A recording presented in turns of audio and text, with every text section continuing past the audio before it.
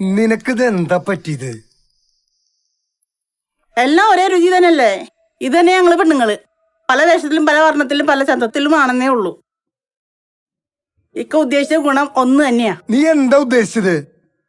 നീ എന്താ നിന്റെ മനസ്സിലിരിപ്പിച്ച തുറന്നു പറയേ. ദേ അർത്ഥം വെച്ചിട്ടുള്ള സംസാരം എന്താ എനിക്ക് മനസ്സിലാവില്ല എന്നിട്ടാ. ദേ കൊറേ നാളായി നീ തുടങ്ങിട്ട്.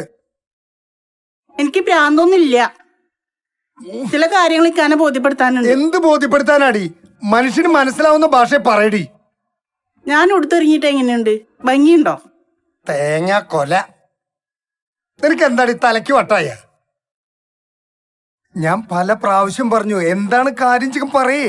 എനിക്ക് ഈ വീട്ടിൽ എപ്പോഴും ഉടുത്തൊരുങ്ങി നിൽക്കാൻ പറ്റില്ലേക്ക. എനിക്ക് ഈ വീട്ടിൽ നല്ല പണിയുണ്ട്.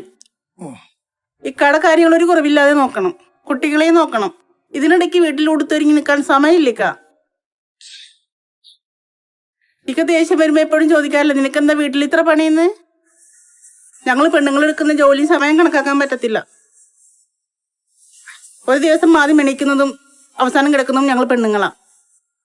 അതിനൊരു പരാതിയില്ല. എന്നിട്ടോ തൊട്ടതിനൊക്കെ കുറ്റം പറിച്ചിലും. ഒരു നല്ല വാക്ക് പോലും പറയില്ല, ഒരു സപ്പോർട്ടും തരില്ല. ഞാൻ എന്ത് ചെയ്തെന്ന് നീ പറയുന്നേ? കാര്യം പറ നീ. അത് ഞാൻ പറയാം. എനിക്ക് പറയാനുള്ള കാര്യങ്ങൾ ക്ഷമയോടെ കേട്ട്